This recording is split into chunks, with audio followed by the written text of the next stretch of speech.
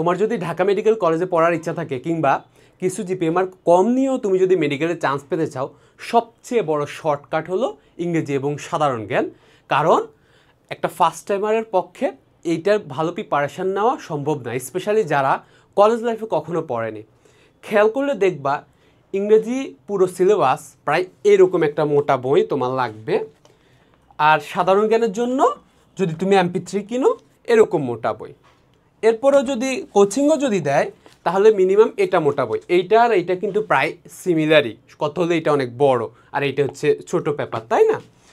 অন্যদিকে ইংরেজিও যদি একদম ছোট্ট বইটা কিনতে হয়, যেটা সবচেয়ে অল্প করে লেখা, সেটা হচ্ছে এই মোটা হবে।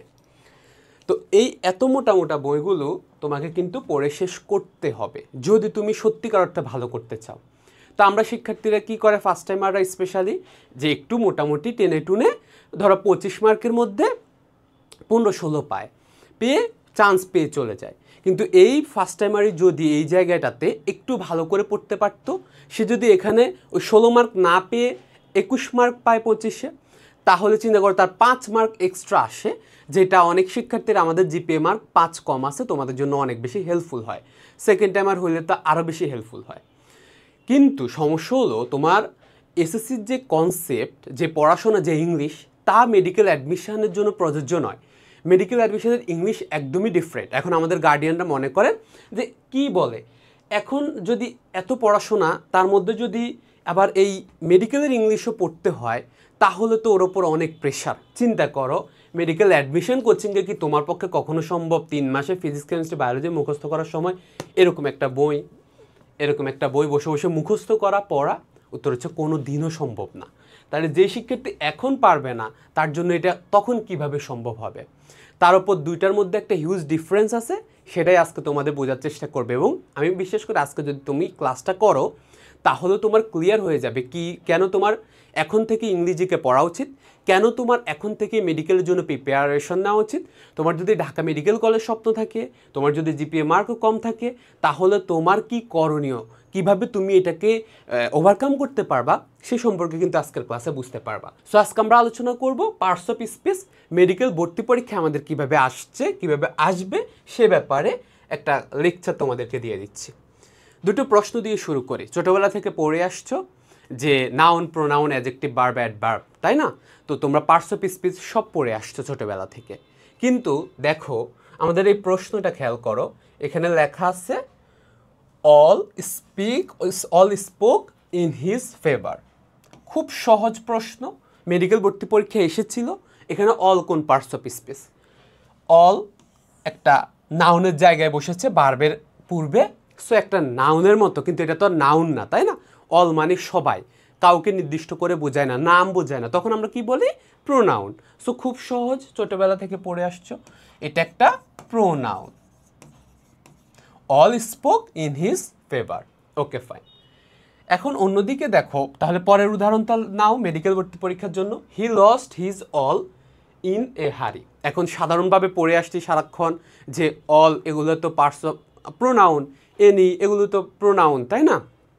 তারপর আমাদের ওই যে দিস, দ্যাট, ডেমনস্ট্রেটিভ প্রোনাউনের ক্ষেত্রে এগুলো পড়েছো না, যে this, that, here, there, those ইত্যাদি ইত্যাদি। সো এই যে গল্পগুলো তুমি পড়েছো, যে শব্দগুলো তুমি পড়েছো, তুমি এভাবে কনসেপ্ট দিয়ে বিবেচনা করো, মেডিকেল এভাবে চিন্তা করে না। এখন বলো তাহলে এইটা কোন পার্টস অফ স্পিচ? এইটা he lost his all in a hurry. এই জায়গায় এটা হচ্ছে একটা নাউন। কি নাউন? বুঝতে পারছো যে দেখো অল এখন নাউনের মতো হয়ে গেল।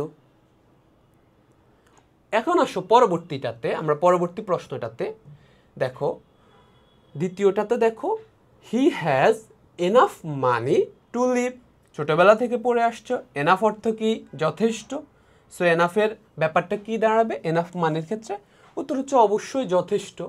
এটা একটা অ্যাডজেক্টিভ, এনাফ মানি, যথেষ্ট টাকা, ওকে ফাইন। মেডিকেল ভর্তি পরীক্ষা এসেছে he is wise enough to accept the offer. এখন বলে এনাফ কোন পার্টস অফ স্পিচ? এইখানে একই এনাফ, একই যথেষ্ট, একই বানান, কোনো কিছু তো পার্থক্য নাই। কিন্তু লক্ষ্য করেছো ওয়াইজের পরে বসেছে, এটা একটা অ্যাডভার্ব। কেন অ্যাডভার্ব? কারণ অর্থ অনুযায়ী এটা বলাচ্ছে ওয়াইজ এনাফ, যথেষ্ট জ্ঞানী। জ্ঞানী একটা অ্যাডজেক্টিভ, তাকে যে মডিফাই করবে সে অ্যাডভার্ব হবে। তাহলে তোমার যে ছোটোবেলার যে কনসেপ্ট সেটা এখানে তোমাকে মানে হলো সঠিক উত্তর দিতে সাহায্য করছে না। আমরা আশা করি তোমাদেরকে এই ব্যাপারগুলো বুঝাইতে পারছি যে আমাদেরকে কি করে। আর একটু সহজ প্রশ্ন দিই, তাহলে তো তোমরা পারবা। He went early in the morning. Early এখানে কোন পার্টস অফ স্পিচ হচ্ছে? ওয়েন্ট আর্লি, তাড়াতাড়ি গিয়েছে, তাহলে ওয়েন্টটা কাজটা করেছে আর্লিতে। তাহলে এখানে কোন পার্টস অফ স্পিচ আর্লি? উত্তর হচ্ছে সহজ, আমরা জানি অ্যাডভার্ব। অ্যাডভার্ব। আর তোমরা যারা ভাইয়া মনে করছো যে আমি তো ভাইয়া এই সহজ উত্তরে পারছি না, তোমার ভাইয়া এখন থেকে আরও এক্সটেন্সিভ কেয়ার প্রয়োজন। হ্যাঁ, অনেক অনেক অনেক বেশি কেয়ার প্রয়োজন, তোমার এটা আরও বেশি পড়া প্রয়োজন। তাহলে he went early in the morning, সকালে। তাহলে ওয়েন্ট আর্লি কাজটা সকালে করছে, সেই জন্য আমরা অ্যাডভার্ব বসাইছি। দ্বিতীয় প্রশ্ন তাহলে দেখো, যেটা মেডিকেল ভর্তি পরীক্ষা আসছে, হি ওয়াজ অ্যান আর্লি রাইজার। এবার এটা কোন পার্টস অফ স্পিচ? উত্তর হচ্ছে অ্যাডজেক্টিভ। তাহলে একই আর্লি একবার অ্যাডভার্ব হয়, একবার অ্যাডজেক্টিভ হতে পারে। তোমার যে ছোটোবেলার কনসেপ্ট সেটা কি, যে আর্লি একটা অ্যাডভার্ব ধরো পড়ে আসছো, কিন্তু দেখো হি ওয়াজ অ্যান আর্লি রাইজার এটা একটা অ্যাডজেক্টিভ। আরেকটা প্রশ্ন যদি আমাদের থাকে তাহলে আমরা বুঝতে পারবো এই জায়গায়, এটা তো সবচেয়ে সহজ প্রশ্ন, এটা তো আমরা পারবো সবাই, তাই না? তাহলে সেটা কি দেখো, যে সেটা হচ্ছে this is a good book. This কি? উত্তর হচ্ছে প্রোনাউন ভাইয়া, ছোটবেলা থেকে অনেক ভালোভাবে পড়ে আসছে। দিস, দ্যাট, দিস, দোজ ইত্যাদি সবই, হেয়ার, দেয়ার ইত্যাদি সবই প্রোনাউন, আমরা পড়ে আসছি, কোনো সমস্যা নেই। তাহলে বলো আই লাভ দিস বুক, এখানে দিস কোন পার্টস অফ স্পিচ? উত্তর হচ্ছে ডেমনস্ট্রেটিভ অ্যাডজেক্টিভ। ডেমনস্ট্রেটিভ অ্যাডজেক্টিভ বা অ্যাডজেক্টিভ, তাই না? তোমরা যাই বলো, অ্যাডজেক্টিভ। তাহলে এই দিস কীভাবে আবার অ্যাডজেক্টিভ হয়ে গেল? এই কনসেপ্টটা বিল্ড করতে হলে তোমাকে আগে ব্যাপারটা বুঝতে হবে যে পার্টস অফ স্পিচ কাজ কী করে, আর মেডিকেল কেন এগুলোকে পছন্দ করে এত বেশি। পার্টস অফ স্পিচ তুমি যে নিয়ম পড়ে আসছো সেটা তো শব্দের অর্থ, যে এইটা হচ্ছে পার্টস অফ স্পিচ, এইটা হচ্ছে পার্টস অফ স্পিচ, এটা তো পার্টস অফ এই পার্টস অফ স্পিচ, তাই না? কিন্তু মেডিকেল পছন্দ করে রিলেশন, বাক্যের মধ্যে এটা কোন পার্টস অফ স্পিচ। এখন এটা যদি তোমাকে সহজে বুঝাতে চাই, লক্ষ্য করো, একই ব্যক্তি তার পাশে কে বসেছে তার সাথে তার পরিচয় ভিন্ন হয়ে যায়। এই কারণে আমাদের এই ওয়ার্ডগুলোর পজিশন, এগুলোকে ভিন্ন ভিন্ন ভিন্ন ভিন্ন শব্দ বলতে হয়, তখন এগুলো ভিন্ন ভিন্ন পার্টস অফ স্পিচ হয়ে যায়। ধরো তুমি তোমার মায়ের পাশে বসে আসছো, তাহলে তুমি ছেলে বা মেয়ে, তাই না, যেটাই হও না কেন, তাহলে উনি হচ্ছে তোমার মা। আবার উনি যখন তোমার ধরো তোমার বাবার সামনে বসে, তখন কি হয়, উনি হয়ে যায় তোমার বাবা, ওয়াইফ হয়ে যায়, তোমার মা উনিকে ওয়াইফ হয়ে যায়। তোমার কথায় ধরো তুমি যখন তোমার কাজিনের সাথে বসো, তখন তুমি তার কাজিন, ও তোমার কাজিন, তোমরা দুজন ভাই বোন, এরকম ব্যাপার। কিন্তু তুমি যখন তোমার মামার পাশে বসো, তখন তুমি হয়ে যাও ভাগ্নি। তুমি যখন তোমার হাজব্যান্ড বা ওয়াইফের সাথে বসো, তখন তুমি স্পাউস, তাই না, তুমি অন্য দম্পতি। তাহলে এই যে সম্পর্কটা আমরা দেখতে পাচ্ছি, যে ভাই বোনের সাথে বসলে একজন ভাই আরেকজন বোন হয়ে যায়, মা বাবার সাথে বসলে সন্তান হয়ে যায়, একই পার্সন, একই পার্সনই স্ত্রী হয়ে যায়, একই পার্সনই কন্যা হয়ে যায়, একই পার্সনই যা হয়ে যায়, একই পার্সনই ননদ হয়ে যায়। কারণ তার পাশে কে বসে আছে সে রেফারেন্স। আমরা আজকে এই কনসেপ্টটাই বিল্ড করার চেষ্টা করব পজিশন দিয়ে, যে আমরা কিভাবে বুঝবো কোনটা নাউন, কোনটা প্রোনাউন, কোনটা অ্যাডজেক্টিভ, কোনটা অ্যাডভার্ব। এগুলো এই চারটায় আমাদের জন্য কনফিউজিং, এবং আমরা কিভাবে এগুলোকে আইডেন্টিফাই করব এবং মেডিকেল ভর্তি পরীক্ষায় এগুলো কিভাবে আসে। আশা করি কনসেপ্টটা তোমাদের ক্লিয়ার হয়ে যাবে। ওকে, সহজ উদাহরণ দিয়ে বুঝাই, তাহলে তোমরা বুঝতে হবে। নাউনের প্রথম এবং সর্বপ্রথম শর্ত হলো একটা নাউন সাবজেক্ট এবং অবজেক্ট হিসেবে বসে। সাবজেক্ট কি? ভার্বের পূর্বের শব্দ, একক শব্দ যদি থাকে, ভার্বের পূর্বে একটি শব্দ, সেটা হলে সাবজেক্ট। কেননা ভার্বের পূর্বে একাধিক শব্দ থাকলে অ্যাডজেক্টিভ হতে পারে, নাউন হতে পারে, তাই না, দুই রকমই হতে পারে। কিন্তু অন্যদিকে অবজেক্ট হিসেবে থাকলে সেটাও শুধুমাত্র নাউন, এই জায়গায় আমরা বলতে পারি। অবজেক্ট কি সেটা ভাই একটু পরে বোঝাচ্ছি। উদাহরণ দেখো, তাহলে ভার্বের পূর্বে সিঙ্গেল যে কোনো শব্দ থাকলে এটা নিশ্চিন্তে নাউন, অবশ্যই নাউন, কেন এটা তখন সাবজেক্ট। উদাহরণ দেখো, লেখা আছে ডু ইজ এ ভার্ব। দেখো, ও আমাকে বলে দিচ্ছে ডু ইজ এ ভার্ব, বাক্যে বলে দিচ্ছে do is a verb, do একটি ভার্ব। এখন বলবে যে ডু কোন পার্টস অফ স্পিচ এই বাক্যে? উত্তর হচ্ছে নাউন। যদিও বলা আছে বাক্যের অর্থ ডু ইজ এ ভার্ব, কিন্তু এই বাক্যে ডু নাউন, কারণ সাবজেক্ট ও ইজের পূর্বে বসেছে, ও একটা সাবজেক্ট এখন, ও একটা নাম লাইক একটা, তাই না? ডু এটা একটা নামের মতো এখন, তাহলে ডু ইজ এ ভার্ব, এটা একটা ভার্বের নামের হয়ে গেল, ভার্বের একটা উদাহরণ এটা হয়ে গেল। তাহলে সাবজেক্ট, যখনই আমরা সাবজেক্ট বলছি যে ভার্বের পূর্বের শব্দটা এইটা, তখনই আমরা মনে করছি যে এই জায়গায় একটা মাত্র শব্দ থাকলে অবশ্যই এটা নাউন। অবজেক্ট হিসেবে হি লাভস ক্রিকেট, এখানে ক্রিকেট কোন পার্টস অফ স্পিচ? উত্তর হচ্ছে অবশ্যই নাউন। তাহলে হি লাভস ক্রিকেট, এখানে ক্রিকেট একটা নাউন, এটা আমরা জানি। সাবজেক্ট হিসেবে হতে পারে, অবজেক্ট হিসেবে হতে পারে। মনে রাখবা আমি বলেছি বারবার সিঙ্গেল শব্দ, কেন সিঙ্গেল শব্দ সিঙ্গেল শব্দ সিঙ্গেল শব্দ এই কথাটা বলতে চাচ্ছেন বা এইটা কেন গুরুত্বপূর্ণ সেটা আমাদের খুব দরকার, ঠিক আছে? যেমন ধরো আমরা যদি বলি a beautiful mind is something, এই বাক্যে ইজ তো ভার্ব গেল, এ দেখো এ বিউটিফুল মাইন্ড অনেকগুলো শব্দ না এই জায়গায়, তাহলে এইটা একটা অ্যাডজেক্টিভ, এটাও, তাহলে এই জায়গায় কিন্তু এই যে মাইন্ড কিন্তু নাউন সাবজেক্ট মেইনে, আর তার পূর্বে অ্যাডজেক্টিভও থাকতে পারে। সো এখানে কি সিঙ্গেল শব্দ না, সিঙ্গেল শব্দ না হলে কি হয়, সাধারণত একটা অ্যাডজেক্টিভ থাকে তারপরে নাউন থাকে, এরকম থাকে। হ্যাঁ, তো ওই ক্ষেত্রে আমাদের অবশ্যই আমরা অ্যাডজেক্টিভটা পড়লে তখন আমরা বুঝতে পারবো যে অনেক সময় নাউনের পূর্বে অ্যাডজেক্টিভ থাকে এবং এই দুটোই একত্রে সাবজেক্ট হইতে পারে না। এই পুরোটুকু একটা সাবজেক্ট নেই, বিউটিফুল মাইন্ড একটি সুন্দর মন, এটাও তো একটা সাবজেক্ট। সো এই জায়গায় আমরা অবশ্যই মনে রাখবো যে যদি একটি শব্দ থাকে তাহলে নিশ্চিন্তে ওকে অবশ্যই অবশ্যই অবশ্যই সেটি নাউনের কাতারে পড়বে। দ্বিতীয়টাতে আসা আমাদের তাহলে অবজেক্ট কী জিনিস, এগুলো তোমাদের বোঝানো হয় না, তোমাদের ভালোভাবে বলা হয় না, তোমরা তখন কনফিউশনে পড়ে যাও এবং হয়তো পড়ে আসছো কিন্তু মেডিকেলের জন্য যতটুকু দরকার এরকম ক্লারিটি নেই। অবজেক্ট হচ্ছে এমন একটা শব্দ যেটা সাধারণত নাউন বা প্রোনাউন, যা ভার্বের কাজটা গ্রহণ করে, রিসিভ করে, যার উপর কাজটা করা হয়। যেমন আমরা বলি না ছোটোবেলা থেকে আমি ভাত খাই, আই ইট রাইস, কী খাই? ভাত খাই। এবং এই জায়গায় তাহলে ভাতটা কি? এটা একটা অবজেক্ট, কারণ এটার উপর কাজ হয়, খাওয়ার কাজটা ওই ভাত দিয়ে করা হয় এরকম। এখন তাহলে আমরা কিভাবে চিনব অবজেক্ট? উত্তর হচ্ছে আমরা চিনব ভার্বকে যদি আমরা হোয়াট এবং হোম দিয়ে প্রশ্ন করি। হোয়াট মানে হলো কি এবং কাকে বা কার, এরকমও আমরা বলতে পারি, টু হোম এরকমও বলতে পারি। তাহলে কি এবং কাকে সাধারণত এভাবে আমরা প্রশ্ন করি। এখন মাথায় রাখতে হবে, অবশ্যই মাথায় রাখতে হবে, একটু খেয়াল রেখে যে এই জায়গাটাতে আমাদের এই দুটো প্রশ্নই প্রযোজ্য। ভার্বকে যদি আরও কয়েকটা প্রশ্ন করি তখন এটা আবার অন্যদিকে চলে যাবে, সেটা অ্যাডভার্বের আলোচনায় আসবে। দুটো জিনিস। তাহলে দেখো আমরা একটু প্রশ্ন করা শুরু করি। হি টিচেস ইংলিশ, প্রশ্ন করো টিচ শিখায়, আমরা প্রশ্ন করি কি শিখান? উত্তর হচ্ছে ইংলিশ শিখান। আর সাবজেক্ট কীভাবে বুঝি? যে করে, কে শিখায়? হি, এটা তো সাবজেক্ট, তাহলে এটা হচ্ছে কি অবজেক্ট, এটা অবজেক্ট, তাই না? ইংলিশ। হি লাইকস মি, কাকে পছন্দ করেন? উত্তর হচ্ছে আমাকে, মি, তাহলে এইটা অবজেক্ট। কি দিয়ে প্রশ্ন করেছি? হোয়াট দিয়ে, হোম দিয়ে। আই লাভ ক্রিকেট, কি পছন্দ করো? ক্রিকেট। আই লাভ বুক, কি পছন্দ করো? বুক। বুঝতে পেরেছো? আশা করি তোমাদের এটা কাজে লাগবে। এখন তোমাদের এরকম দেখতে হলেও এই জায়গায় কনফিউশনে পড়ে যাবা, যেটা সামনে শিখাবো। আই গো হোম, এখানে হোম বেশিরভাগের মনে হবে যে এটা তো অবজেক্ট, মানে নাউনের দিকে যাবে। উত্তর হচ্ছে এখানে হোম নাউন না, তাহলে কি? অ্যাডভার্ব। কারণ সহজে প্রশ্ন করো তো দেখি উত্তর পাও কি না। আই গো হোম, কি যাও? উত্তর নাই।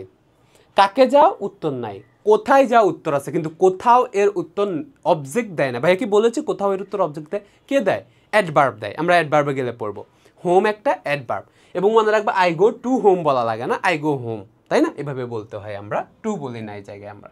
ওকে, হোমের বেলা আমরা টু বলি না, এটা এগুলো তোমরা আস্তে আস্তে শিখবে যে চারটি শব্দে আমরা টু বলি না, ঠিক আছে? ওকে, এবার আসো পরবর্তীতে। তাহলে অবজেক্ট দুই প্রকার, একটা হলো ডিরেক্ট অবজেক্ট, যেটা হোয়াট দিয়ে প্রশ্ন করলে, আচ্ছা ধরো তো অবজেক্ট অর্থ কি বাংলায় বস্তু, অ্যাকচুয়ালি বস্তু কোনটা?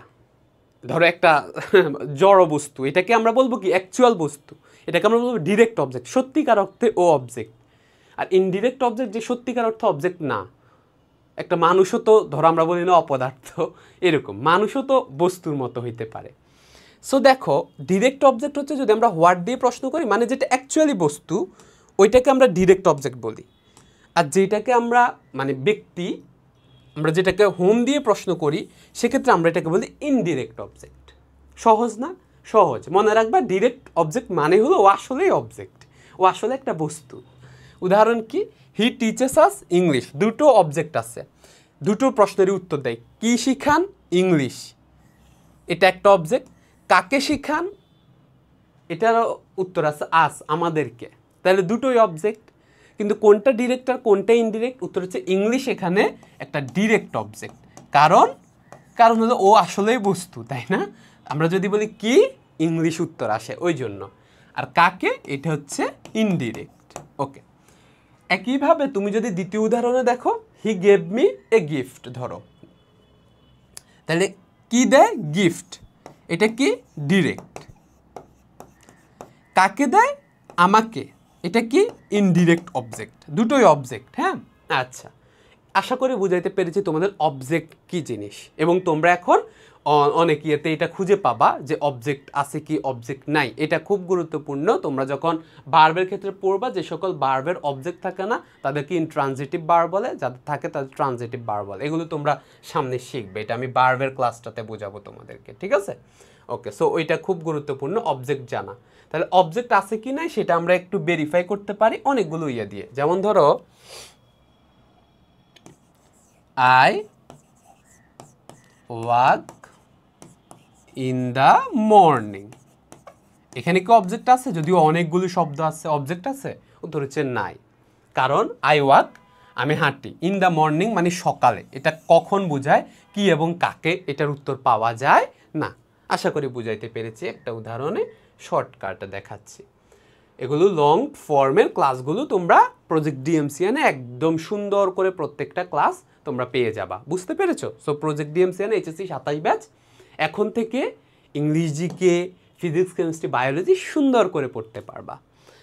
এখন আসো এরপরে, তাহলে পজিশন অফ নাউনের ক্ষেত্রে দ্বিতীয় হচ্ছে জিরান্ড এবং ইনফিনিটিভ বা পার্টিসিপল, এগুলোর অবজেক্ট হিসেবে এগুলোর সাথে অবশ্যই নাউন বসে।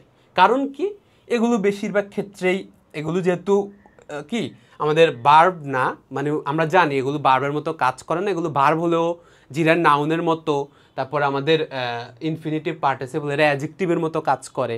এটা জিরান্ড এবং পার্টিসিপল নামে ভার্বালস নামে অধ্যায় আছে, ওইটাতে পাবা। সো আসো আমরা সেটা একটু বোঝার চেষ্টা করি যে এটা আসলে কিভাবে কাজ করে। তোমরা শুধু আজকে এটাই শিখো যে আসলে কিভাবে কাজ করে, তুমি কিভাবে এটা বুঝতে পারবা সেটাই শিখো আজকে। ওকে, আসো। লেখা আছে ডেভেলপিং স্ট্র্যাটেজি ইজ এসেনশিয়াল। এখানে কোন পার্টটা নাউন, কোন শব্দটা? তো অনেকে তো খুঁজেই পাবে না যে কোন শব্দটা আবার নাউন। স্ট্র্যাটেজি এই শব্দটা নাউন, কারণ এই যে ডেভেলপিং লেখা আছে, তাহলে আমরা ডেভেলপিং স্ট্র্যাটেজি ইজ এসেনশিয়াল। এখানে ফাইনাইট ভার্ব কোনটা? এইটা। ডেভেলপিং একটা non finite verb. Finite verb আর নন ফাইনাইট ভার্বের ক্লাসগুলো নিলে একদম পানির মতো সহজ হয়ে যাবে। তো জেনে রাখো আর কি। দেখো, শি লাইকস প্লেয়িং কি? চেস। তাহলে প্লেয়িং চেস, তাহলে এই চেস কি হবে এখানে? অবশ্যই নাউন হবে, অবশ্যই নাউন হবে। তাহলে আমাদের ফাইনাইট, নন ফাইনাইট ভার্ব যেমন জিরান্ড, পার্টিসিপল, ইনফিনিটিভ, এদের ক্ষেত্রে এদের যে অবজেক্টগুলো থাকে এগুলো অবশ্যই নাউন হয়। সো ডেভেলপিং স্ট্র্যাটেজি ডেভেলপ করা, এই যে ডেভেলপিং এর অবজেক্ট স্ট্র্যাটেজি। প্লেয়িং চেস কি? প্লেয়িং চেস কি পছন্দ করে? চেস খেলতে, এরকম। তাহলে এই যে চেস, এটা হচ্ছে দাবা খেলতে, আমরা এটা বলছি নাউন। ওকে, এটা গেলে আমাদের দ্বিতীয় রুল। তৃতীয় রুলটা আরও ইন্টারেস্টিং। এগুলো এখন সোজা একদম খুব জাস্ট ভাইয়ের কথা শুনবা, মানবা, ইয়ে করবা। এখন বলো তো, এই যে রুলগুলো শেখাবো সামনে, দেখবা এগুলো কি একদিনে এসব পড়ে ফেলা সম্ভব? এই পুরো বই কি 4 ক্লাসে সম্ভব?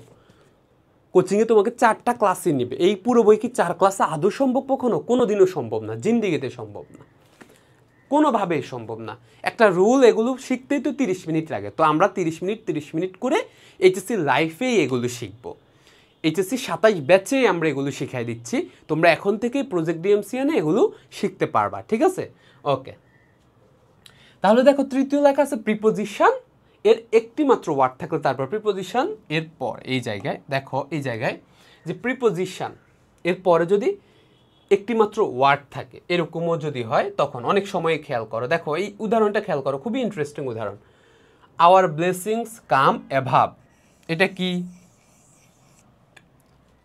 প্রিপোজিশনের মতো মনে হচ্ছে অ্যাভাব, কিন্তু আওয়ার ব্লেসিং কাম অ্যাভাব এটা যদি বলে তাহলে আমরা বলতে পারবো এই যে এই জায়গায় এখানে থাকতে হবে প্রম, কি থাকতে হবে প্রম, একটা জিনিস মিসিং, তখন এইটা কি হবে প্রিপোজিশনের পরে সিঙ্গেল একটা শব্দ, এটা দেখতে প্রিপোজিশন, এবার প্রিপোজিশন আমরা পড়তাম কিন্তু এখানে এটা নাউন, এটা দিক বোঝায়, তাই না? যে আমাদের আশীর্বাদ উপর থেকে আসে, মানে স্বর্গ থেকে আসে, তাই না? এরকম। হি লিভস ইন ডাউন, এই যে এখানে ডাউন এটা কি প্রিপোজিশনের মতো মনে হচ্ছে না? আমরা তো যে কেউ বলবো এটা প্রিপোজিশন, কিন্তু না, এখানে এটা নাউন, এটা একটা দিকের মতো বুঝে না, সে নিচে বাস করে এরকম। তাহলে he lives in town, our blessings come from above, এগুলো প্রচুর উদাহরণ এগুলো পাবা, বিভিন্ন ভর্তি পরীক্ষা এগুলো পাবা। তাহলে এই যে একটি মাত্র প্রিপোজিশনের পরে একটি মাত্র শব্দ তারপরে ডট, তখনই বুঝবা ওইটা অবশ্যই নাউন হইতে হয়। এই জায়গায় নাউন ছাড়া আর কিছু বোঝানো যায় না, অর্থাৎ প্রিপোজিশনের অবজেক্ট রূপে নাউনই বসতে হবে সবসময়। ওকে, সো এই উদাহরণটা আমরা একটা সহজ উদাহরণটা আমরা সহজে শিখে পেলাম। এরপরে আসো আরও কিছু সুন্দর সুন্দর উদাহরণ দেখায়। আর্টিকেলের পরে যদি একটিমাত্র ওয়ার্ড থাকে তারপরে ডট থাকে সেটাও নাউন হয়, এটা না, এগুলো তো এই উদাহরণের মধ্যে পড়ে না। উদাহরণ কীরকম হতে পারে, যেমন দি মিটিং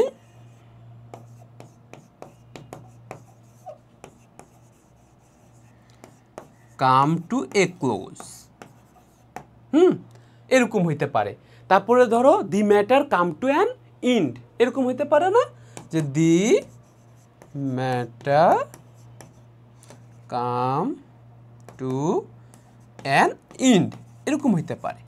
তখন এগুলো কি হবে, ক্লোজ, ইন্ড, আর্টিকেল, তারপরে ডট, শেষ একটাই শব্দ আছে, তখন এটা কি বলবা, অবশ্যই বলে দিবা সুন্দর করে যে ভাইয়া এটা অবশ্যই আমরা জানি কি দাঁড়াবে, অবশ্যই এটা নাউন হবে, এটা আমরা বুঝতে পেরেছি, তাই না? আসো পরবর্তীতে আবার, তাহলে আমাদের কতগুলো দেখছো সুন্দর সুন্দর করে তোমরা এগুলো যখন তুমি একবার পড়বা আবার প্র্যাকটিস করবা, আবার উদাহরণ দেখবা আবার প্র্যাকটিস করবা, তখন তোমার ইজিলি এগুলো আস্তে আস্তে আয়ত্ত হয়ে যাবে। একদিনে কি সব পড়া যায়? যায় না। তাহলে 4 দিনে পড়তে পারবা কোচিংয়ে? পারবা না, কোনো দিনও পারবা না। অ্যাডজেক্টিভের পরে যদি একটি মাত্র শব্দ থাকে, আমরা জানি অ্যাডজেক্টিভ কার পূর্বে বসে, অবশ্যই অ্যাডজেক্টিভ নাউনের পূর্বে বসে, অ্যাডজেক্টিভ নাউনের পূর্বে বসে। সো অ্যাডজেক্টিভের পরে যে শব্দটা এটা অবশ্যই বেশিরভাগ ক্ষেত্রেই আমাদের নাউন হবে, আর একটা শব্দ থাকলে অবশ্যই তো সেটা নাউন হবে, কোনো সন্দেহ নাই। দেখো you gave a bad performance, তাহলে এখানে পারফরমেন্স কি, নাউন, চোখ বন্ধ করে বলতে পারো ব্যাড পারফরমেন্স, এখানে পারফরমেন্স কি, নাউন, এরপর আর কোনো অংশই নাই। আচ্ছা, যদি থাকে he was arrested due to his affiliation with her, এটা তো প্রিপোজিশনের অংশ, বাকিটা অ্যাড করছে জাস্ট, তাহলে হিজ অ্যাফিলিয়েশন, দেখতে পাইছে একটা জিনিস খেয়াল করছো, হিজ কি বলতো, প্রোনাউন, আমরা যদি বলি হিজ নেম ইজ রাকিব, তার নাম রাকিব, তাহলে এটা কি, প্রোনাউন, এটা আমি শেখাবো সামনে। অথচ হিজ অ্যাফিলিয়েশন, এখানে হিজ কিন্তু অ্যাডজেক্টিভ, তাহলে হিজ অ্যাডজেক্টিভ, পসেসিভ অ্যাডজেক্টিভের মতো, হিজ অ্যাফিলিয়েশন, দেখতে পেয়েছো? আচ্ছা, তাহলে টু হিজ অ্যাফিলিয়েশন উইথ হার, এখানে অ্যাফিলিয়েশন শব্দটা নাউন। তোমাদের যদি বলে কত কঠিন মনে হয় না, অথচ তুমি যদি টেকনিক জানো তোমার জন্য কত সহজে, এত বড় কিছু বোঝার দরকার নেই। অ্যাডজেক্টিভের পরের শব্দটি নাউন, অ্যাডজেক্টিভের পরের শব্দটি নাউন, ইজিলি আমরা বলতে পারি এই দুটো ইয়েতে, এটা আমরা সহজে জানি। অ্যাডজেক্টিভের পরের শব্দ নাউন, কারণ নাউন অ্যাডজেক্টিভ কোথায় বসে, সাধারণত নাউনের পূর্বে বসে, এরকমও আছে। এরপরে ইন্টারেস্টিং রুল, দি এবং অফ এরপরে যদি একটা মাত্র শব্দ থাকে, দি এবং অফ এর মাঝখানে যদি একটা মাত্র শব্দ থাকে, উদাহরণ, তাহলে বুঝবা এগুলোর উদাহরণ বোঝানো সহজ রুলস থেকে, তাই না? আমি উদাহরণ মনে রাখি, তখন রুলস অটোমেটিক চলে আসে। The progress of your work is remarkable, তাহলে এই যে প্রোগ্রেস এই কথাটা যে বলছো, এটা কি হবে বলো তো, ডেফিনেটলি নাউন। এখন তো ভাইয়া পড়াচ্ছি, এখন তো তুমি জানো, পরীক্ষায় তো আর এত সহজ এভাবে বোঝা যাবে না, তাই না? তখন তো কনফিউশনে পড়ে যাবা। The standard of our team is like very high, এরকম কথা। সো এটা যাই হোক, এখন স্ট্যান্ডার্ড দেখো, দি স্ট্যান্ডার্ড অফ, এখানে স্ট্যান্ডার্ড কি? নাউন। দি গ্যাপ অফ এরকম যদি থাকে, the name of, the success of এরকম যদি থাকে বিভিন্ন কথাবার্তা, হ্যাঁ, দি স্টোরি অফ এরকম যে ইয়া করে, দি ইস্যু অফ, যাই থাকুক না কেন, দি ম্যাটার অফ। সো এই কথাগুলো যখন থাকবে আমরা তখন এটাকে কি বলবো, যে এগুলো অবশ্যই অবশ্যই নাউন। দেখতে পেয়েছো নাউন কত রূপ থাকতে পারে, কত ধরন থাকতে পারে, কত ব্যাপার থাকতে পারে, এগুলো তোমার ক্লিয়ার হবে আস্তে আস্তে। এবার আসো ডেমনস্ট্রেটিভ এবং পসেসিভ, এরপরে নাউন বসে। ডেমনস্ট্রেটিভ কেমন, যেমন আমরা অ্যাডজেক্টিভ হিসেবে ডেমনস্ট্রেটিভ অ্যাডজেক্টিভ হয়ে যায় যখন, যেমন আমরা ধরো I love this concept, this একটা ডেমনস্ট্রেটিভ প্রোনাউনের মতো, এখানে প্রোনাউন না, এটাকে আমরা প্রোনাউন বলবো না, দিস আলাদাভাবে থাকলে আমরা বলবো প্রোনাউন, আমরা এখানে বলবো অ্যাডজেক্টিভ, ডেমনস্ট্রেটিভ অ্যাডজেক্টিভ বলে এটাকে। কারণ এটা কনসেপ্টকে মডিফাই করেছে। এটা অ্যাডজেক্টিভের ক্লাসটাতে যখন ডিটেলসে বুঝাবো তখন আরও বেশি ক্লিয়ার হবে, তারপরও জেনে রাখো, তাই না? তাহলে এই যে ডেমনস্ট্রেটিভ, আমরা ডেমনস্ট্রেটিভ বলতে কাকে বুঝি? দিস, এভাবে কাছেরগুলোকে বলে দিস, খুব কাছের, দিস তোমাদের জন্য এটা কাছের, ধরো দিস, দ্যাট এরকম করে, তাই না? দেস, দোজ এরকম করে বলতে হয়। ওকে, হি ফুলফিলড মাই নিডস, দেখো মাই একটা পসেসিভ, তাই না? মাই আমার, নিডস আমার প্রয়োজনগুলো, তাহলে এই নিডস এখানে একটা নাউন। তাহলে এই যে ডেমনস্ট্রেটিভ এরপরে শব্দটা, তারপরে পসেসিভ এরপরে শব্দটা, পসেসিভ কি পড়েছো? এই যে সবগুলোর যে মাই ভার্সনটা, হিজ, হার, দেয়ার এরকম যখন আমরা বলি, ইউর, এগুলো সব কি পসেসিভ ফর্ম প্রোনাউনের। তাহলে ওই জায়গায় আমরা তখন এটাকে বলি নাউন। দেখতে পেয়েছো? ওই আগের কনসেপ্টটাই তোমার এখন আস্তে আস্তে ক্লিয়ার হচ্ছে কনসেপ্টগুলো। ওকে, এরপরে আসো আর্টিকেল, এর যদি একটা ভার্ব, অ্যাডভার্ব বা প্রিপোজিশন পড়ে যায়, মানে আর্টিকেল আর ভার্ব, অ্যাডভার্ব, প্রিপোজিশনের মাঝখানে একটা শব্দ পড়ে গেল, ব্যাপারটা কীরকম হবে দেখো, this is the go of life, the go of, তাহলে এখানে দি আর গো এবং অফ এই দুইটার মাঝখানে কি গো পড়ে গেল, গো ভার্ব আমরা জানতাম ছোটোবেলা থেকে পড়ে আসছি, কিন্তু এখানে এটা নাউন, এটাই জীবনের লক্ষ্য, মোটো, এরকম ব্যাপার। তাহলে this is the go of life, দেখতে পেয়েছো? তাহলে this is the go of life, এটা কেন? ওই যে আর্টিকেল এবং প্রিপোজিশনের মাঝখানে পড়েছে। অন্যদিকে the plot was a round of conflict, দেখো এ রাউন্ড অফ, তাহলে এখানে রাউন্ড মানে কি আমরা জানতাম গোল, এটাকে আমরা চাইলে অনেক সময় অ্যাডজেক্টিভ হিসেবে ইউজ করতে পারতাম, কিন্তু আমরা এখন দেখতে পাচ্ছি এটা একটা নাউন। আমরা জানতাম এতদিন অ্যাডজেক্টিভের মতো, এটা এখন noun. The plot was a round of conflict, এটা একটা নাউন। আশা করি বুঝাইতে পেরেছি তোমাদের এই ইয়েগুলো। এখন আসো তাহলে আমরা যদি নাউনের এই পজিশনগুলো বুঝি, আমরা এগুলো একবার পড়লে হবে না, এগুলো যখন ভাইয়া ক্লাস নিব, তুমি আবার বই থেকে যখন বেশি বেশি প্র্যাকটিস করবা, এই অ্যাপেক্স বইটা কিনতে বলেছি তোমাদেরকে। কেন বলেছি? এটাও আছে ইংলিশ ফর কম্পিটিটিভ এক্সামও ভাইয়া পড়াচ্ছিলাম এক সময়, কিন্তু এটা একটু কম আছে আর কি।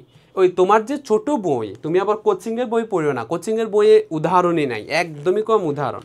সো অ্যাপেক্সে দেখো এই যে প্রত্যেকটাতে অনেক উদাহরণ আছে, মনে রাখবা। আমি কিন্তু অ্যাপেক্স কিন্তু আমাকে এই জন্য সৌজন্য কপি পাঠায় না, আমি সম্পূর্ণ নিজের টাকা দিয়ে, তোমাদের ব্যাচে থেকে টাকা নিয়ে এগুলো তোমাদের জন্য কিনতে হয়, তাই না?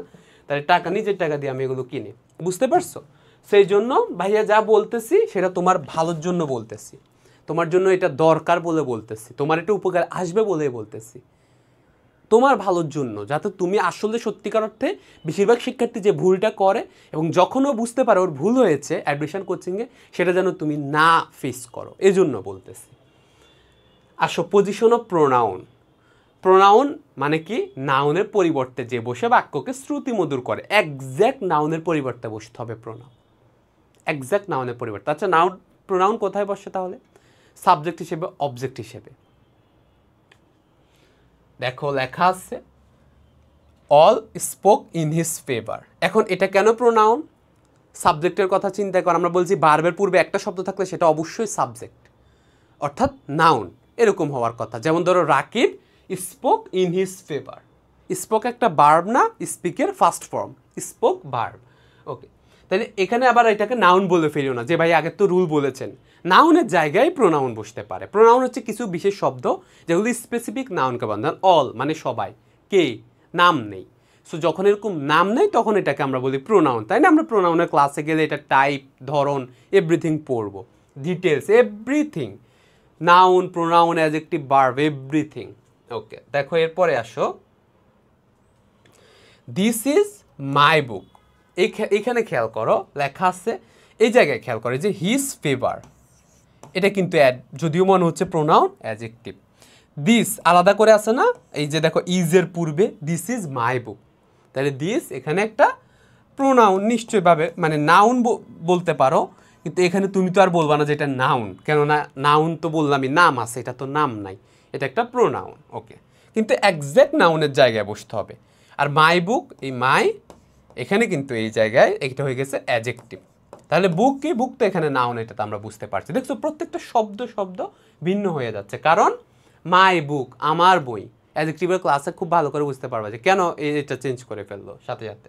এখন তোমরা যারা চাচ্ছ এইচএসসি লাইফে সুন্দর করে একটা মেডিকেল বেসড প্রিপারেশান নিতে, যাতে তোমার একাডেমিক প্রিপারেশন হয়, মেডিকেলের জন্য প্রিপারেশন হয়, তোমাদের যাতে ঢাকা মেডিকেল কলেজের খুব ইচ্ছে, কিংবা জিপিএ মার্ক কম, এজন্য মেডিকেলে চান্স পাওয়ার জন্য সম্ভাবনা বাড়ে, সেজন্য একটু বেশি পড়াশোনা করে রাখতে চাও এখন থেকেই, তাদের জন্য ভাইয়াদের প্রজেক্ট ডিএমসিয়ান। এখানে ভাইয়া তোমাকে একাডেমিক পড়াচ্ছে, এটা পুরোপুরি একাডেমিক ব্যাচ এসএসসি 27-এর জন্য। এখানে তোমাকে ভাইয়া ফিজিক্স, কেমিস্ট্রি, বায়োলজি এই উভয়টার 6 বিষয় পড়াচ্ছে। তার মানে মেডিকেলের জন্য যে বিষয়গুলো সেগুলো হয়ে যাচ্ছে তোমার, সাথে ইংলিশ এবং জিকেও পড়াচ্ছি। এখানে শুধুমাত্র আমরা লাইভ ক্লাসই করাচ্ছি তা না, নিয়মিত তুমি লাইভ ক্লাস পাচ্ছ প্রত্যেকটাতে, এবং সাথে এক্সাম পাচ্ছ, এইচএসসির জন্য সাজেশন পাচ্ছ, এইচএসসি সিকিউ পরীক্ষাও নিচ্ছি আমরা, এমসিকিউ পরীক্ষাও নিচ্ছি কিন্তু, তারপরে মেডিকেল স্ট্যান্ডার্ডও পরীক্ষা নিচ্ছি। সো সব কিছু পেয়ে যাচ্ছ। এখন মনে হতে পারে এই ক্লাসটা কি রেকর্ডেড, না, এগুলো সবগুলো অ্যাপে রেকর্ডেড থাকে, তোমরা আমাদের ডিএমসিয়ান একাডেমিতে পাবা। তবে তোমাদের জন্য ব্যাচটা হচ্ছে পুরোপুরি লাইভ, সন্ধ্যা 7টা থেকে রাত 9টা, এই সময়টাতে আমরা ক্লাস নিই, কোনো কারণে মিস দিলে তুমি চাইলে পরেও করে ফেলতে পারবা। সো আমরা মাত্র শুরু করেছি, কিন্তু বোটানি তোমাদের একটা অধ্যায় হয়েছে, জুলজি মাত্র একটা অধ্যায় হয়েছে, পদার্থবিজ্ঞান একটা অধ্যায়, জীববিজ্ঞান দ্বিতীয় পত্র একটা অধ্যায় হয়েছে, আর রসায়ন আমাদের চলতেছে। বুঝতে পেরেছো? তোমরা যে ক্লাসগুলো এখন হয়ে যাচ্ছে সেগুলো তোমরা অবশ্যই সবাই করতে পারবা, এবং যে এটা যেহেতু পুরো অনেক বড় কোর্স না, এইচএসসির পুরো লাইফ জুড়ে তুমি ভাইয়ার এখানে থাকবা, সুন্দর করে ক্লাস করবা, এক্সাম দিবা, মূল বই দাগানো লাইনগুলো এগুলো বসে বসে পড়বা। আমরা তোমাদের এগুলো দিয়ে দিয়েছি, দাগানো line, extra info, MCQ, practice book. এখন থেকেই এগুলো সুন্দর করে পড়ে গেলে মেডিকেলটা অনেক সহজ হয়ে যাবে তোমার জন্য। সাথে সাপ্তাহিক গাইডলাইন সেশনগুলো আমাদের আছে। সো প্রতি সপ্তাহে ভাইয়া তোমাদের সাথে কথা বলি, সমস্যাগুলো নিয়ে আলোচনা করি, তোমাদের অ্যাসাইনমেন্ট, সিকিউ, এমসিকিউ এগুলোর ফিডব্যাক দিই, রেজাল্ট নিয়ে কথা বলি, এবং স্পেশালি ইংরেজিকে কিন্তু আমরা ক্লাস দেওয়া শুরু করে দিয়েছি মাত্র। সো এই পুরো ব্যাচ, যেখানে ইংরেজিকে কোর্সের ফি ভাইয়া 3000 টাকার মতো লাগে, সেইটা তোমরা পুরো ফ্রিতে পেয়ে যাবা প্রজেক্ট ডিএমসিয়ানে। এখানে পার্টে অনেকগুলো ক্লাস আসবে, 50টা করে এক একটা ইংলিশ, এক একটা জিকে এরকম ক্লাস আসবে। সো 30 মিনিট করে এখন দিয়ে চাইলে সুন্দর করে পড়ে ফেলতে পারো।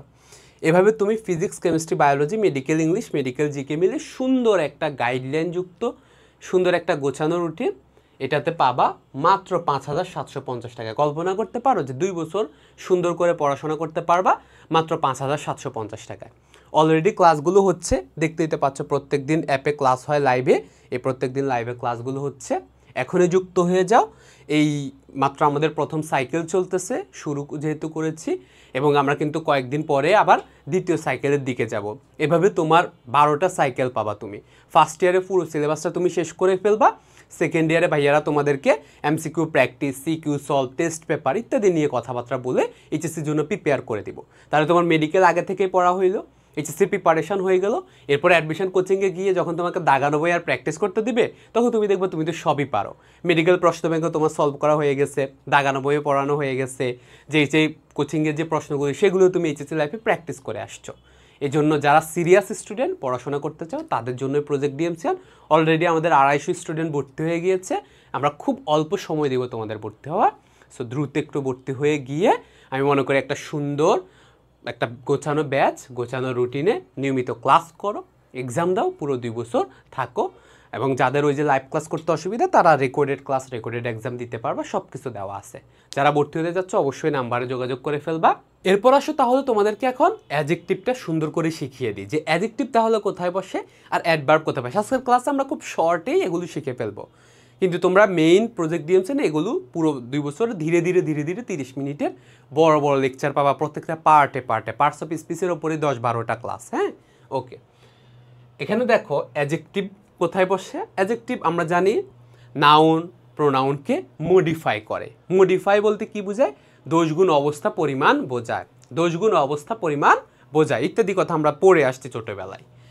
কিন্তু অ্যাডজেক্টিভ তাহলে কোন 2 জায়গায় বসতে পারে? এক, নাউন বা প্রোনাউনের পূর্বে অবজেক্ট হিসেবেও বসতে পারে, কিন্তু শর্ত আছে দুটো, দেখবো আমরা কি শর্ত। প্রথমে আমরা একটু খেয়াল করি যে অ্যাডজেক্টিভ কার পূর্বে বসে তাকে মডিফাই করে। দেখো এই জায়গায় all spoke in his favour, এই জায়গায় আমরা যদি দেখি, দেখো এখানে হিজ, আগের উদাহরণটাতে হিজ, এই যে ফেভারের পূর্বে বসছে, নাউনের পূর্বে বসে মডিফাই করেছে তার পক্ষে। ফেভার মানে পক্ষে, নাউনের মতো কোনো রকম, এটা জাস্ট কোনো রকম ইয়ে কয় না, কি বলে, পক্ষপাতিত্বের মতো, এটা কোনো মানে কোনো কিছু নির্দেশ করে না, দোষগুণ অবস্থা। কিন্তু হিজ এটা একটা মডিফাই করার মতো, তার পক্ষে। ওকে, তাই এগুলো না, এই জায়গাগুলোতে এটা তো একটু আগে বুঝাইছি, এটা প্রোনাউন, এটা প্রোনাউন, কিন্তু এটা দেখো মাই বুক, এটা অ্যাডজেক্টিভ, তাহলে বুকের পূর্বে বসছে, বুক নাউন তার পূর্বে বসছে, এই জন্য এটা অ্যাডজেক্টিভ বলছি আমরা। বুক এর পূর্বে বসে বুককে মডিফাই করেছে। কেন? ধরো এটা আমি সহজ উদাহরণ দিই, এটা কি বই, এটা যদি এক জায়গায় পড়ে থাকে লাইব্রেরিতে, তুমি কোনো কেয়ার করবা না, কিন্তু তুমি যদি বলো মাই বুক, আমার বই, তখন কিন্তু তোমার এটা কেয়ার আছে, তোমার এটা মডিফাই হয়ে গেল না? মডিফাই মানে পার্সপেক্টিভ, চিন্তা চেঞ্জ হয়ে যাওয়া, তাই না? এতক্ষণ তুমি দেখতেছিলে বুক হিসেবে, এখন বলতেছো মাই বুক। আর তুমি বলতেছো ভাই একটা বই দেন তো, সেটা ভিন্ন কথা। বাট তুমি বলতেছো, এটা দেখায় যে ভাই দিস বুক, আমাকে এই বইটা দেন তো, এই যে দিস বুক বলতেছো, এখন এই দিসটা হয়ে গেছে অ্যাডজেক্টিভ, লাইক এটা বইকে মডিফাই করে ফেলছে, এরকম যে কোনো বই না, দিস বুক। ওকে, এই হচ্ছে আমাদের মেন ব্যাপার, মজাটা এই জায়গায় আর কি। তাহলে এই জায়গায় এটা you are a good teacher, এখানে গুড আমরা তো জানি, এটা তো সবাই জানো, এখানে গুড কি অ্যাডজেক্টিভ। তাহলে দেখছো অ্যাডজেক্টিভ সবসময় নাউন বা প্রোনাউনের পূর্বে বসে মডিফাই করতে পারে, তবে এটা সর্বদা সত্য কথা না, এটা পরে অবশ্য মডিফাই করতে পারে। পারে না? পারে অবশ্যই। সেটা কিভাবে পারে সেটা একটু আমরা দেখার চেষ্টা করি।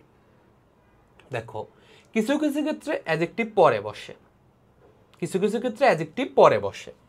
যেমন ফাতেমা ফিলস ব্যাড, এখানে ব্যাড কি অ্যাডজেক্টিভ, সে খারাপ ফিল করতেছে, এটা একটা অ্যাডজেক্টিভ।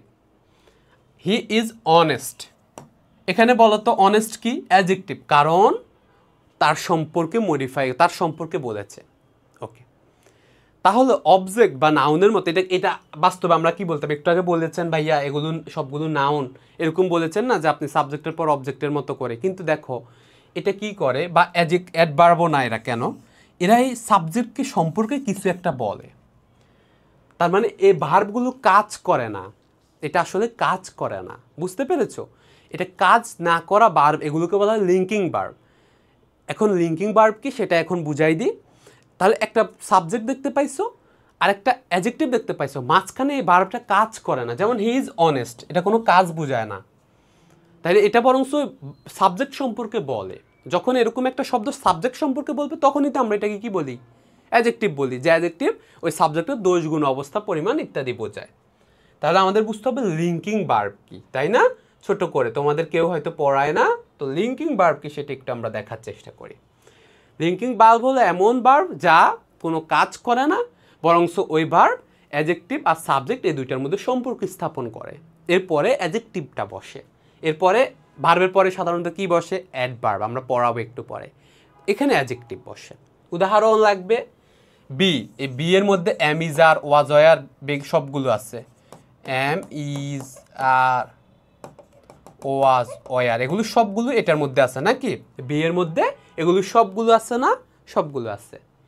বিকাম হওয়া, অ্যাপিয়ার, রিমেইন ওইরকম থাকা, এরপরে 4টা শব্দ, এগুলো আমাদের সেন্স বার বলে, এগুলো আমাদের সেন্স, বিভিন্ন সেন্স বোঝায়। যেমন ধরো ফিল, স্পর্শ করার মতো, অনুভব করা, টেস্ট, স্বাদ নেওয়া, লুক, দেখা, স্মেল, ঘ্রাণ নেওয়া। আমাদের পঞ্চ ইন্দ্রিয়ের কথা বলি না, সেই ইন্দ্রিয়গুলো, এগুলো এটা বোঝায় না, কি বোঝায়? ফিল, অনুভূতি বোঝা, টেস্ট, স্বাদ নেওয়া জিহ্বা, তারপরে লুক, চোখ দিয়ে দেখা, এবং স্মেল, নাক দিয়ে এটা করা। হ্যাঁ, হিয়ার, এই জায়গাগুলো আমরা বলতে পারি সাউন্ডের মতো, যে আমরা শুনতে পাই এরকম।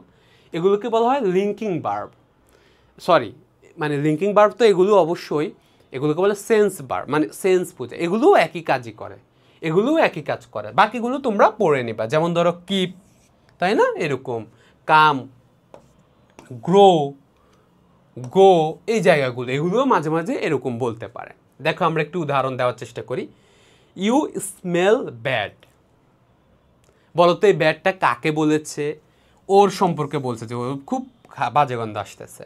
তাহলে স্মেল এটা একটা লিঙ্কিং ভার্ব, আর ব্যাড কি এখানে? অ্যাডজেক্টিভ। নাকি এটা অ্যাডভার্ব? অ্যাডজেক্টিভ। ইট গ্রোজ ওয়েল, এটা ভালো জন্মায়। এখানে ওয়েল কি? ওয়েল মানে ভালো। ওয়েল কিন্তু অ্যাডজেক্টিভ অ্যাডভার্ব দুইভাবেই বসতে পারে, অবশ্যই বসতে পারে। আমরা যদি বলি ইউ ডান ওয়েল, তুমি ভালো করেছো, এখানে কাজকে বোঝাচ্ছে যে কাজ ভালো করেছো, তখন এটা অ্যাডভার্ব। এটা কি? অ্যাডভার্ব। বাট তুমি বলেছো ইট গ্রোজ ওয়েল, এটা ভালো গ্রো করে। এটা এই গ্রোজ ওয়েলের, এটা আসলে একে বোঝায়, এর বৈশিষ্ট্য বোঝায়, এটা গ্রোকে কিছু বোঝায় না। তাহলে এই ক্ষেত্রে যে গ্রো একটু আগে দেখাইছি তোমাদেরকে, এই জায়গায় এরকম হইতে পারে, তাই না? গ্রো, এই যে, সো এটা হতে পারে adverb, adjective. Well adjective. His idea sounds good. আচ্ছা বলো তো এখানে সাউন্ডটাকে গুড বোঝায় নাকি আইডিয়াটাকে গুড বোঝায়? তুমিই বলো। হিজ আইডিয়া, আইডিয়াটা গুড নাকি সাউন্ডটা গুড? যদি সাউন্ডটাকে গুড বুঝাইতো তখন আমরা জানি এটা হয়ে যেত অ্যাডভার্ব, কেননা অ্যাডভার্ব ভার্বকে মডিফাই করে। কিন্তু এটা হচ্ছে হিজ আইডিয়া সাউন্ডস গুড, তার আইডিয়াটা খুব ভালো। এটার অর্থ কি? মানে তার আইডিয়াটা খুব ভালো শোনা, এটা তো বলি না আমরা, বলি তার আইডিয়াটা খুব ভালো। ইংলিশে বলে সাউন্ডস গুড, এরকম বলি। তাহলে তার আইডিয়াটা খুব ভালো, তাহলে আইডিয়াটা ভালো, এটা একটা অ্যাডজেক্টিভ। তাহলে এটা একটা গুডটা অ্যাডজেক্টিভ, এটা আমরা এমনিতেও জানতাম। তাহলে his idea sounds good. Please keep quiet, এটা খুবই ইন্টারেস্টিং উদাহরণ, কিন্তু খুবই ইন্টারেস্টিং উদাহরণ। প্লিজ কিপ কোয়াইট, তাহলে এখানে কোয়াইট কি? অ্যাডজেক্টিভ। এটা একটা স্টেট বোঝায়, কিসে? কোনো একটা ক্লাসরুমে, যে প্লিজ কিপ কোয়াইট, তাই না? কিপ কোয়াইট কি? ক্লাসরুম, এরকম হইতো না যে ক্লাসরুমটা শান্ত রাখো, ব্যাপারটা এরকম। সো এই জায়গায় আমরা বলতে পারি কোয়াইটটা, যেহেতু কিপ একটা লিঙ্কিং ভার্ব লেখা আছে না, এই যে লিঙ্কিং ভার্ব লেখা আছে, সো এই জন্য প্লিজ কিপ কোয়াইটে, কোয়াইট অ্যাডজেক্টিভ, অ্যাডভার্ব না, এরা অ্যাডজেক্টিভ। সাবধান, অবশ্যই সাবধান। ওকে, এখন আসো কিছু কনফিউজিং এরিনা দেখাই, যে জায়গায় তোমরা কনফিউশনে পড়ে যাও, সেগুলি আমরা একটু দেখার চেষ্টা করি যে কখন কি হয়। দেখো, এইটা যদি তুমি বুঝতে পারো তাহলে তুমি বুঝতে পারবা যে মেডিকেল অ্যাডমিশন কীভাবে কাজ করে, আর তোমার কেন মেডিকেল অ্যাডমিশনের জন্য সুন্দর এখন থেকে প্রিপারেশান নেওয়া উচিত। লেখা আছে the ring is made of gold, রিংটি গোল্ডের তৈরি। এখানে অফ, একটু আগে রুলেও পড়িয়েছি ভাইয়া, অফ এর পরে ডট, প্রিপোজিশনের পরে ডট, গোল্ড, এটা একটা নাউন, স্পেসিফিকভাবে বললে material noun. Okay, he bought a gold ring, এরকম যদি বলে, তাই না? ধরো এটা একটা অ্যাডজেক্টিভ। আর উদাহরণ যদি এরকম লিখতে চাও, ধরো আমরা যদি বলি he bought a leather bag, লেদারও অ্যাজ এ নাউন, ব্যাগও নাউন, কিন্তু এই জায়গায় ওই লেদারটা হয়ে যায় অ্যাডজেক্টিভ, কারণ ব্যাগকে মডিফাই করেছে। কি ব্যাগ? Leather bag. আচ্ছা বলো তো, তুমি ব্যাগ কল্পনা করো তো, যে কোনো কিছু কল্পনা করছো। আমি যদি বলি লেদার ব্যাগ, তুমি সাথে সাথে চেঞ্জ হয়ে গেছে না তোমার পার্সপেক্টিভ, তুমি এখন অন্য কিছু চিন্তা করতেছো না, এরকম ব্যাপারটা। এটাকে বলে মডিফাই করা, যেটা অ্যাডজেক্টিভের কাজ। তাহলে এটা হতে পারে আই লাভ চিকেন, এটা কি? Noun. I love chicken soup, তাহলে এখানে কি পছন্দ করে? আগের নিয়ম অনুযায়ী নাউনকে ভার্বকে প্রশ্ন করবো কি দিয়ে পছন্দ করে, তখন ও বলবে চিকেন। অন্যদিকে আই লাভ চিকেন স্যুপ, এখন বলো স্যুপ কল্পনা করো, থাই স্যুপ একরকম কথা, এই স্যুপ একরকম কথা, কিন্তু আমি যদি বলি চিকেন স্যুপ, এখন দেখো সাথে সাথে তোমার অন্যরকম মনে হচ্ছে না? এটা একটা মডিফাই করছে না, ভিন্ন ধরনের স্যুপ বোঝায় না? এইরকম, এটাকে বলে অ্যাডজেক্টিভ। তাহলে আর আমরা তো আগের নিয়মে পড়িয়েছি, তাহলে এই চিকেনটা এখানে কি, চিকেনটা অ্যাডজেক্টিভ, অ্যাডজেক্টিভ, তাহলে noun adjective. This is my book, এটা কি, দিস প্রোনাউন, ভার্বের পূর্বে সিঙ্গেল শব্দ এবং যা প্রোনাউনকে নির্দেশ করে, ওটা তো নাউন বলবো না, আমরা প্রোনাউন বলবো, তাই না। দিস একটা demonstrative pronoun. I love this book, একটু আগেই বুঝাচ্ছি তোমাদেরকে, তাহলে দিস বুক যে কোনো বই না, দিস বুক। এখন কি হয়েছে, এটা মডিফাই করে ফেলেছে, নাউনের পূর্বে বসছে, এটাকে বলে অ্যাডজেক্টিভ। তাহলে এটা কি অ্যাডজেক্টিভ, এটা কি noun. What do you want, এটা খুবই ইন্টারেস্টিং শব্দ, ঠিক আছে। What do you want, interrogative pronoun, what do you want, এই ডু এর পূর্বে একটা সিঙ্গেল শব্দ, what do you want, but একইভাবে হোয়াট ডব্লিউএইচ সবগুলো শব্দই একইভাবে কাজ করে। অন্যদিকে দেখো, which books do you want, books বলবো না, মানে হুইচ বুক। এখন দেখো এটা এখন অ্যাডজেক্টিভ, বুঝতে পারছো, এটা কিন্তু এখন অ্যাডজেক্টিভ, হুইচ বুক, কোন বই, এটাও অ্যাডজেক্টিভ। তাহলে দেখতেছো যে সিঙ্গেল শব্দ হলে তখন ওইটাকে আমরা প্রোনাউন বলি সাধারণত, তখন নাউনের দিকে যায়, বাট যখনই এই শব্দটা একটা শব্দের পূর্বে বসে যায়, নাউনের পূর্বে বসে যায়, তখন এটা অ্যাডজেক্টিভের কাজ করে। Position matter, position matter. আশা করি কনফিউশনটা আস্তে আস্তে ক্লিয়ার হয়ে যাচ্ছে। তাহলে তোমার যে ওল্ড পার্সপেক্টিভ, ওল্ড চিন্তাভাবনা, সেটা একটু বাদ দিয়ে এখন নতুন করে পড়াশোনার সুযোগ এসেছে। ওকে, এখন আসো তাহলে আমরা অ্যাডভার্ব সম্পর্কে জেনে নিই। অ্যাডভার্ব ভার্বকে মডিফাই করে, অ্যাডজেক্টিভকেও মডিফাই করতে পারে। তাহলে অ্যাডভার্ব অ্যাডজেক্টিভকেও মডিফাই করে, ভার্বকেও মডিফাই করে। যে শব্দটা অ্যাডজেক্টিভ এবং ভার্বকে মডিফাই করে, মানে এটার ইন্টেন্সিটি বাড়ায়, দোষ গুণের বর্ণনা বেশি করে, কোনো একটা জিনিস আমাদেরকে বোঝায়, সেটা, এটাকে আমরা বলি অ্যাডভার্ব। এটা হতে পারে। আর ভাইয়াদের ট্রিক হলো 4টি বা 5টি প্রশ্ন করলে তুমি যে জিনিসগুলো পাবা সেগুলোকে অ্যাডভার্ব বলে। কি কি? একটা হলো হয়েন, কখন, কোথায়, কিভাবে, কেন। হয়েন, হয়ার, হাউ, হোয়াই, কখন, কোথায়, কিভাবে, কেন। আরও কিছু প্রশ্ন আসে অ্যাডভার্ব অফ ফ্রিকোয়েন্সি, যে কতবার, এটাও বলা যায়।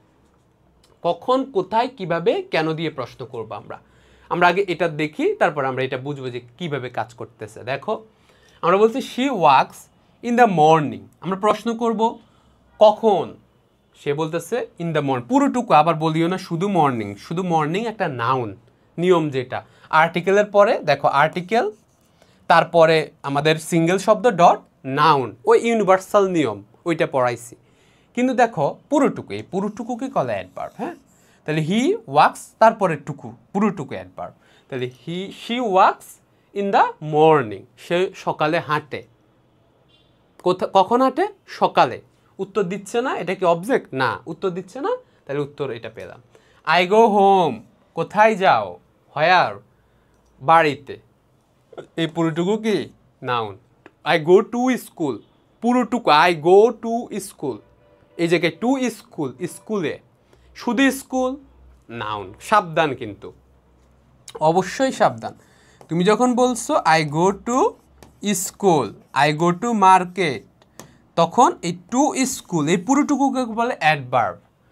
কিন্তু যদি আন্ডারলাইন করা থাকে শুধু স্কুলে, আর্টিকেল প্রিপোজিশন, তারপরে ডট, মাঝখানে একটা শব্দ, উত্তর হচ্ছে মুখস্থ নাউন। এমনিতেও জানো নাউন, অমনিতেও জানো নাউন, প্রিপোজিশনের অবজেক্ট হিসেবে নাউন। ওকে, খেয়াল রাখতে হবে কিন্তু। We play football in the field, কোথায় খেলো? ইন দ্য ফিল্ড, ফিল্ডে। শুধু field, noun. In the field, adverb. You can go in, তুমি ভেতরে যেতে পারো। কোথায় যেতে পারো? ভেতরে।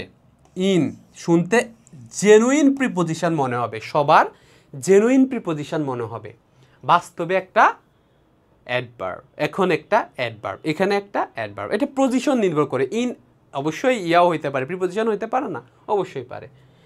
ওকে, যেমন ধরো এখানে ইন দ্য ফিল্ড, এখানে কি ইন, অবশ্যই preposition. He done the it carefully, কিভাবে করেছে? How, he done it carefully, এই যে কেয়ারফুলি এই জায়গায়, তাহলে কিভাবে করেছে? কেয়ারফুলি। লিসেন অ্যাটেন্টিভলি, কিভাবে শুনবো? অ্যাটেন্টিভলি শুনো, এটা কি? অ্যাডভার্ব। এই যে কিভাবে, এভাবে বলতে পারি। এইভাবে হলেও সবসময় এভাবে বসে না, মাঝে মাঝে অ্যাডভার্ব এরকম হয়ে আবার সামনেও আসতে পারে, হ্যাঁ। So be careful. পজিশনের দিক থেকে তাহলে অ্যাডভার্ব কোথায় বসে? অ্যাডভার্ব সাধারণত ভার্বের পরে অ্যাডজেক্টিভের আগে বসে, ভার্বের পরে বসে অ্যাডজেক্টিভের আগে বসে মডিফাই করে। যেমন হি ওয়ার্কস হার্ড, সে কঠোর পরিশ্রম করে, সে কঠোর পরিশ্রম করে, হি ওয়ার্কস হার্ড। বুঝতে পেরেছো? আচ্ছা।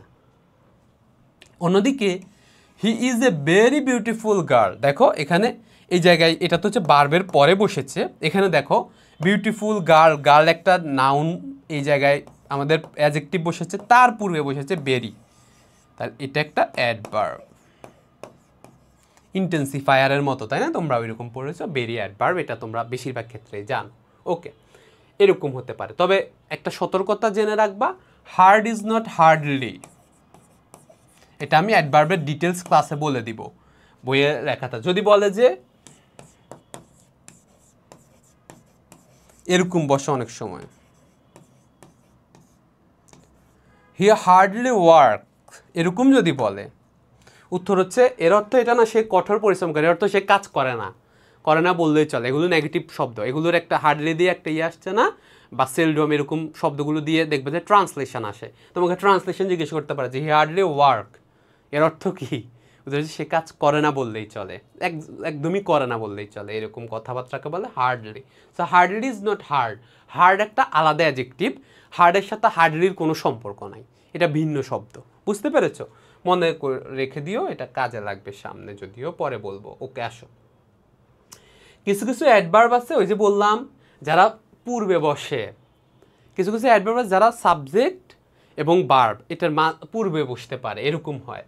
যেমন আই অলওয়েজ প্রে, এটা লিস্ট ভাইয়া দিয়ে দিব মেইন ক্লাসে।